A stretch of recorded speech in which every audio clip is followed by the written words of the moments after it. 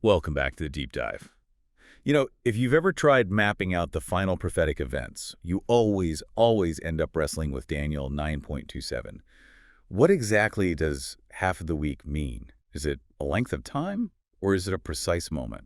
It's the core question, really, and that's exactly what we're tackling today. We're diving deep into the chronology, merging insights from Daniel, Matthew, Thessalonians, Revelation, basically trying to synthesize the different takes on when the really intense suffering, the Great Tribulation, actually kicks off. Right, because it's not just what happens, but the timing seems absolutely critical, especially for understanding what the faithful experience. We're focusing on the Great Tribulation, the abomination of desolation, and, yeah, that pivotal phrase, the half of the week. It is dense stuff, no doubt about it. But if you want to grasp the structure beyond just general ideas, you need to get into these details. Agreed. So let's start with the basics. We need clear definitions, right? Otherwise, the whole timeline just falls apart. Absolutely. Foundational vocabulary first. Okay, the big picture framework. That's the last week. It's a final 7-year period from prophecy. So the idea is we're currently in a kind of gap period after the 69th week ended in Daniel's prophecy. This last week, the 70th, starts when this global figure, the beast, rises to power. It runs for 7 years, and it ends when sin is dealt with and the 1,000-year kingdom begins. 7 years. Okay. And the defining characteristic of this period, the suffering. That's the Great Tribulation, and Matthew 24.21 paints a stark picture. It's not just hard times. It's suffering so extreme, so unprecedented, that there's been nothing like it since creation, and there never will be again. It's the absolute worst point in human history. Wow. That really sets the bar incredibly high. So what's the trigger? What specific event or person starts this unique period? That would be the abomination of desolation. Think of it as this ultimate act of blasphemy, often seen as a specific person or their action standing where they shouldn't be in the holy place, the temple. This act is the official starting gun for the Great Tribulation. Okay, understanding when that happens. That's the key. It unlocks the whole sequence. All right, let's dig in, because what strikes me immediately, looking at the source material, is the sheer amount of disaster that happens before this unprecedented suffering even technically starts. It kind of redefines catastrophe. Exactly. We're in this gap now, as we said. The last week itself, the 7 years, begins when this beast system consolidates power. But before the Great Tribulation, the period specifically marked by the abomination and intense persecution. Well, the sources outline a series of judgments that are, frankly, apocalyptic in their own right. So what does the world go through before the Great Tribulation proper begins? It's a devastating sequence. First, a judgment that wipes out 1/4 of the world's population. This is often tied to the opening seals in Revelation. 1/4. Just pause on that. Yeah. Depending on when this hits, that's potentially 2 billion people gone almost right away. Yeah. It's hard to even imagine. It is. And right alongside this, or immediately following, there's significant martyrdom of saints. Persecution is already happening. The faithful are already under attack, even if it's not yet the capital G, capital T, Great Tribulation. Okay, so mass death, persecution. What's next? A massive earthquake, described as incredibly powerful, shaking everything. And the sources link this physical shaking to ecological disaster too, right? They do. After the earthquake, 1/3 of the earth itself is described as being laid desolate. Think poisoned oceans, scorched land, ecosystems collapsing. It's not localized. It's a global environmental catastrophe. 1/3 of the planet devastated. And then come the locusts from Revelation 9. Yes, this is one of the most chilling preliminary judgments. For 5 months, people suffer this intense, non-lethal torment from these. Well, they're called locusts, but the description makes it clear they're not natural insects. They're described as supernatural tormentors. Non-lethal, but torment for 5 months straight. Exactly. 150 days of physical pain and psychological terror, specifically aimed at those who don't have God's protection, the seal of God. It's pure suffering designed to break people down. Okay, let's recap. We've got 1/4 of humanity dead, 1/3 of the planet ruined by earthquake and ecological collapse, 5 months of demonic torment, and it still gets worse. It does. After that 5-month period, another judgment hits, killing another 1/3 of the population that's left. Wait, let me get this straight. 1/4 die initially. Then, after the earthquake, environmental ruin, and 5 months of torment, another 1/3 of those remaining die. So, rough math. We're looking at nearly half the original population dead. And the sources are emphatic. Even after all of that, the specific period called the Great Tribulation hasn't officially started yet. That's the critical distinction the sources make, yes. All those initial judgments, the seals, the early trumpets, are seen more as God's warnings, his judgment on the world system as a whole. And crucially, during this time, the sources suggest the saints still have some kind of designated place of refuge or protection. So chaos is global, horrific, but it's distinct from the targeted persecution that defines the tribulation itself. Exactly. That specific state-sponsored beast-driven campaign to force worship and eliminate believers hasn't begun. That refuge, that protection, disappears when the Great Tribulation truly starts. That's a huge theological point. You have to differentiate God's judgment on the world versus the time the adversary gets essentially free reign over the faithful. Yeah. The early chaos just softens everyone up for what's coming. Precisely. And for that switch to flip, for the Great Tribulation to begin, two specific things need to happen, basically simultaneously. What are those final triggers? First, that preliminary judgment has to reach its peak. That is, the additional one-third of humanity has died. Second, and this is the main one, the abomination of desolation has to be set up, has to stand in the holy place, which our sources understand as a rebuilt temple in Jerusalem. That act of ultimate blasphemy is the definitive starting marker. So half the world is dead, fear is everywhere, and then this ultimate theological crisis happens in the temple. That's the moment. Right. And now that we know the trigger, we need to be clear on who or what this abomination really is, because this figure, this entity, drives the persecution for the next 3.5 years. We're talking about the son of perdition. Who is this guy? The term abomination of desolation is used almost interchangeably with other titles like the son of perdition or the detestable thing that causes appallment.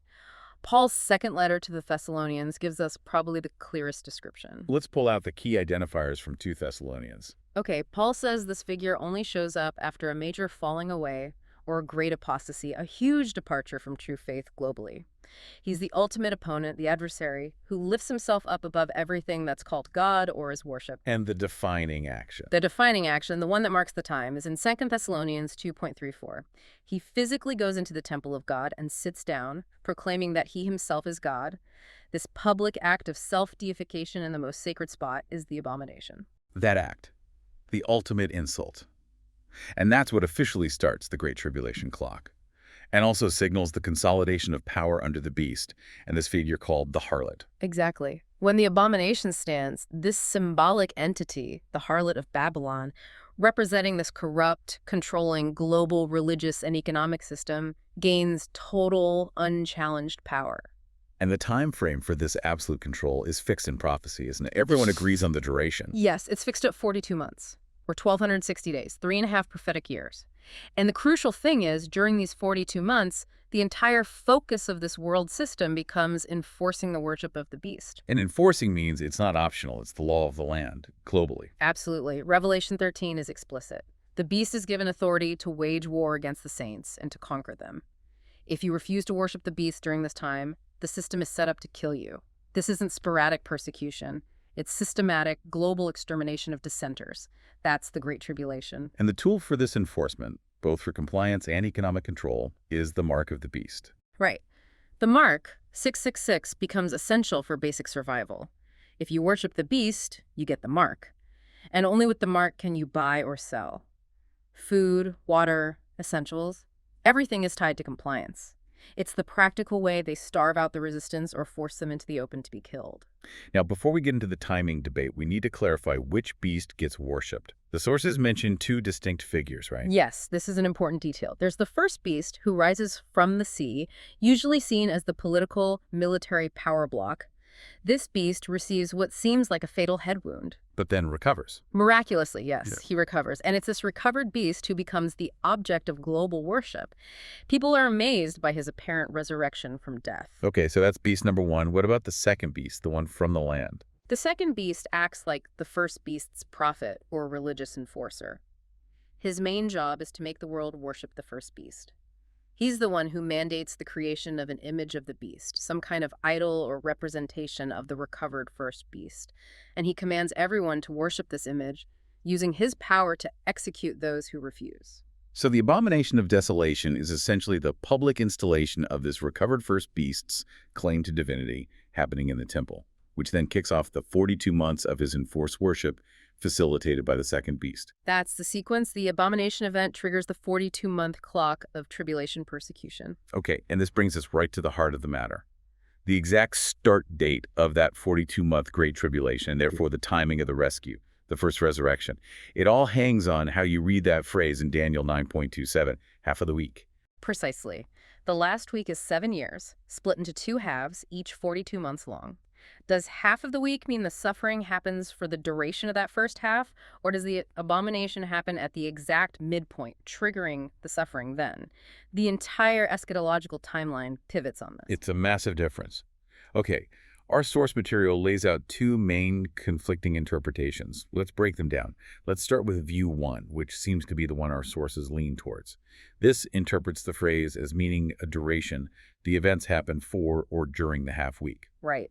This interpretation looks at the Hebrew grammar and context and argues the abomination isn't just a one-off event at the midpoint, but its power and defilement last throughout that period.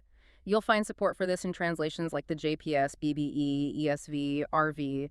They often render it indicating duration for half a week. Okay, so if we accept this duration view, what does the timeline look like for the last week? It's quite clear-cut then. The 42 months of the beast's reign, the killing of saints, the forced worship, the mark of the beast, all of that happens during the first half of the 7 years. The Great Tribulation for the saints spans that entire first 3.5-year period. So the faithful endures the absolute worst for a full 3.5 years. The full 12,260 days, as Revelation 13 describes. And in this view, what ends their suffering? It's the first resurrection. That happens precisely when the first half ends, right at the midpoint of the 7 years. And this brings up a core theological point for our sources. Yeah. The first resurrection has to be a single, unified event, right? Why is that so crucial? Yes, absolutely non-negotiable for the sources we're looking at. They see the first resurrection as the grand finale for the elect, the moment that proves and seals God's plan through human free will. If saints were resurrected in batches or some were left behind to be martyred later, well, it undermines that concept of a singular, complete vindication. So view 1 says, resurrection happens at the midpoint, everyone goes up, no saints are left on earth for the second half. Okay, now for the other side. View 2 says half of the week means at the specific point in time marking the middle. Correct. This view argues the abomination, the son of perdition sitting in the temple, happens exactly 3.5 years in, not during the first half. If that's the case, it completely shifts the suffering period. The abomination happens at the midpoint, which means the 42 months of forced worship and killing must happen in the second half of the last week. That's the logical consequence, yes. And this is where our sources find major contradictions with other prophecies. Okay, let's look at the variations within this view. There's one that tries to minimize the suffering. Yeah, this first subview suggests the abomination happens at the midpoint, but then the first resurrection follows almost immediately, maybe just days later. So the actual intense suffering for the saints is drastically shortened. But wait, if Revelation 13 talks about 42 months of the beast making war on the saints, and Matthew 24 calls it unprecedented suffering, how could it be reduced to just a few days? That feels like it contradicts the description of the period's intensity and duration. It does seem to ignore that explicit 42-month time frame for the beast's authority over the saints, which is a big problem. And in this scenario, the happy event Daniel mentions at the old 335-day mark is usually interpreted as the start of the 1,000-year kingdom itself, which basically squashes the entire second half into a very short, non-persecutory time frame. Okay, what about the other subview? This one tries to keep the full 42 months of suffering, but places it entirely in the second half. How does that work? This view says, abomination at the midpoint, and yes, the first resurrection happens then too, but maybe it only takes some of the faithful, like the martyrs who died before the midpoint.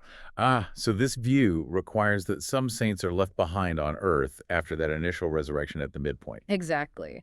And those remaining saints would then face the full 42 months of persecution in the second half, refusing the mark, becoming new martyrs. Okay, I see the conflict immediately. Let's talk about the single resurrection issue first. Right. The sources we're using argue very strongly against this. If saints are martyred after the main first resurrection event, which is linked to the seventh trumpet, you'd need a second first resurrection to gather them. But the first resurrection is presented as this single, climactic, unifying event. Having it happen in stages, especially for martyrs created after the supposed main event, breaks that prophetic unity. Okay, that's the theological problem. What about the practical, logistical problem? If the 42 months of 666 enforcement are happening in the second half, What else is scheduled to happen then? Right after the midpoint resurrection, in this view, the 7 plagues or 7 bowls of wrath are poured out on the earth, and these are catastrophic judgments. Yeah. Rivers and seas turning to blood, the sun scorching people, darkness, massive earthquakes, infrastructure completely collapsing. Okay, hold on. If the second half involves plagues turning water sources unusable, the sun becoming intensely harmful, and society basically falling apart, how can the beast possibly maintain the intricate global economic system needed to enforce the mark of the beast? Buying and selling requires some level of functioning infrastructure, right? That's precisely the logical roadblock highlighted by our sources. A global system of commerce buying and selling relies on stable supply chains, transport, communication, banking. The 7 plagues are described as utterly destroying the infrastructure of the beast's kingdom. You simply can't run a mandatory global digital currency or mark system when the very foundations of civilization are being dissolved by divine judgment. So View 2.2 creates this impossible scenario where the beast's peak economic control, requiring stability, happens at the exact same time as God's peak physical destruction, causing chaos. The two seem mutually exclusive. The conclusion becomes pretty clear. The Great Tribulation, defined by the beast's enforced worship and the 6666 system, must happen before the 7 plagues begin, and that places the suffering firmly in the first half of the week. All right, there's one more view mentioned, kind of hybrid. It suggests the abomination happens sometime during the week, offering more flexibility. Yes, this view tries to bridge the gap. It acknowledges that maybe the abomination doesn't happen on day 1, nor exactly at the midpoint, but sometime within the first half. It accepts the beast gets authority for 42 months, but maybe the enforcement of 666 doesn't start instantly, just that the period of enforcement itself lasts 42 months. But it still faces a hard deadline, doesn't it? Absolutely. The fixed point remains the first resurrection. If, as U1 argues, the resurrection is singular and complete at the midpoint, day 12,260, then the abomination must stand, and the persecution must happen before that midpoint. Why? Because there are no saints left to persecute afterwards. Exactly. If everyone is raptured at day 12,060, the beast can't persecute believers in the second half. So this view basically concludes. The abomination happens sometime in the first half. The 42 months of tribulation run during that first half, ending at the midpoint resurrection. The exact start day within that first half might be uncertain, but the end point, the resurrection, is fixed. So all roads, at least according to the logic presented in our sources, seem to lead back to the Great Tribulation for the saints being contained within that first 42-month period, which sets us up for the specific numbers Daniel gives. Right. Daniel doesn't just give symbolic timings. He gives very specific day counts towards the end in chapter 12. And these are linked directly to the abomination. Daniel 12.11 gives the first number starting the count. Yes, it says, from the time that the daily sacrifice is abolished and the abomination that causes desolation is set up, there will be 12,290 days. So this 12,290-day clock starts ticking the moment that abomination stands in the temple. Okay, 12,290 days of desolation.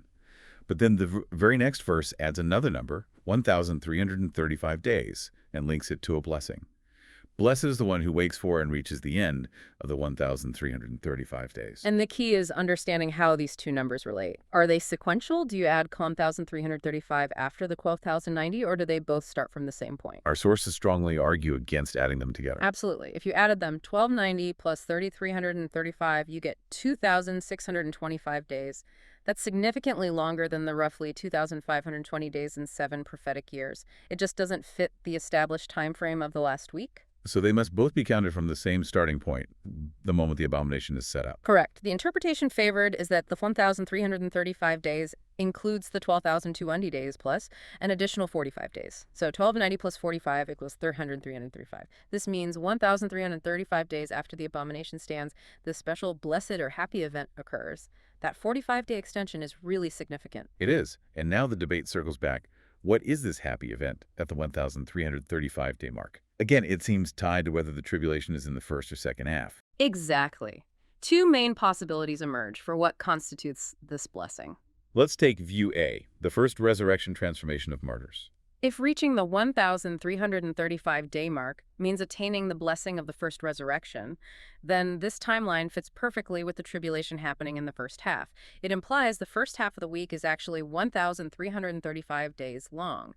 The abomination stands near the beginning, the 12,290 days of desolation unfold, and the final 45 days lead up to the blessed resurrection event itself. So view A lines up perfectly with the source's preferred chronology, view 1 from section 3. Tribulation early, lasts the whole period, ends with resurrection at the 1,335-day mark, which would be the midpoint. Exactly. The suffering ends, the blessing arrives for the saints at that point. Okay, now view B, the arrival of the 1,000-year kingdom. This alternative view says the blessed event isn't the resurrection, but the actual start of the millennial kingdom. This interpretation supports the idea that the tribulation was very short, maybe just those few days around the midpoint, like in subview 201. The 3,335 days would then be calculated from the abomination at the midpoint, stretching into the second half and leading directly to the kingdom's inauguration. This forces the entire 7-year week to be slightly longer. But this view, as we discussed, has major issues with the duration of the tribulation described elsewhere. Let's revisit that theological cornerstone, the role of the first resurrection. You mentioned earlier it completes the free will of creation. Unpack that a bit more. Why is it seen as so profoundly significant? It's tied into the whole purpose of the 70 weeks prophecy. The sources argue it's not just about judgment, it's about vindicating God's plan. The first resurrection is seen as initiating the Great Atonement, but specifically for the created order. Humans were given free will, chose wrongly, leading to the fall. The martyrs, especially those who endure the Great Tribulation and refuse the mark to the point of death, represent the ultimate triumph of free will, choosing obedience under the most extreme pressure imaginable. So they demonstrate that perfect loyalty to God is possible, even when facing death enforced by a global system. Precisely. Their resurrection is their ultimate vindication and reward, proof that God's way works, that his commands can be followed. It seals the testimony of the faithful. Now, if this resurrection happens piecemeal, or if the ultimate test, the tribulation, is cut short, the sources argue that the profound weight of this witness, this completion of the free will test, is diminished. That's why it has to be singular, complete, and follow the full period of testing. Which logically forces the tribulation to last the full 42 months, or 1,200,901,335 days, and the resurrection to be this single event marking its end. And that brings us to the timeline that emerges from view 1, the one our sources find most consistent. It assumes the Great Tribulation fills the first half, ending with that singular first resurrection. Okay, let's walk through the sequence of the last week, according to this preferred view, using the day counts as markers. All right, start. Day 2. The last week begins, the beast's global rule starts. Our sources would argue the abomination of desolation is set up very early, possibly even on day 0, kicking off the enforced beast worship. Simultaneously, the two witnesses begin their 12,260-day ministry.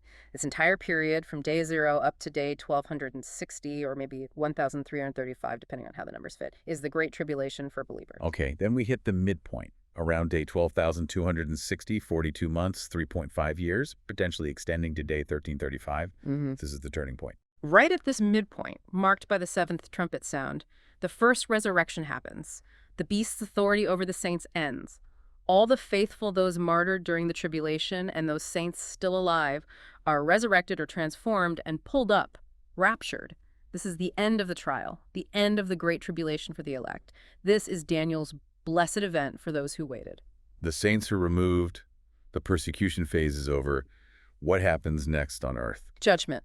Immediately after the midpoint resurrection, the 7 plagues, the bowls of God's wrath, are poured out swiftly upon the beast's kingdom and those who took the mark.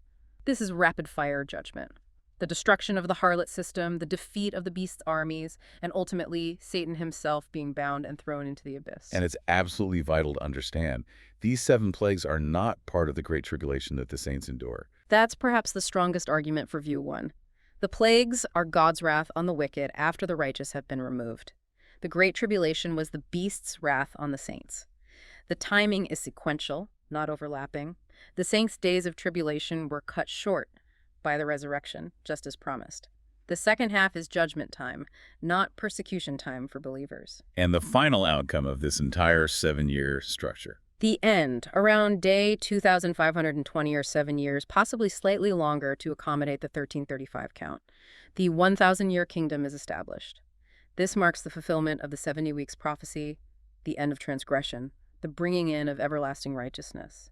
If the resurrection is the blessed event at 1,335 days, the kingdom follows shortly after, fitting the overall 7-year pattern. Let's just quickly recap why view 1 tribulation in the first half, resurrection at the midpoint 335 days holds together best, according to this analysis. Okay, 3 main reasons for its coherence. 1, it allows the tribulation to actually last the full 42 months described in Revelation, giving meaning to the unprecedented suffering time frame. 2, it solves the theological problem by having one single, complete first resurrection event at the end of the testing period, vindicating all the saints together.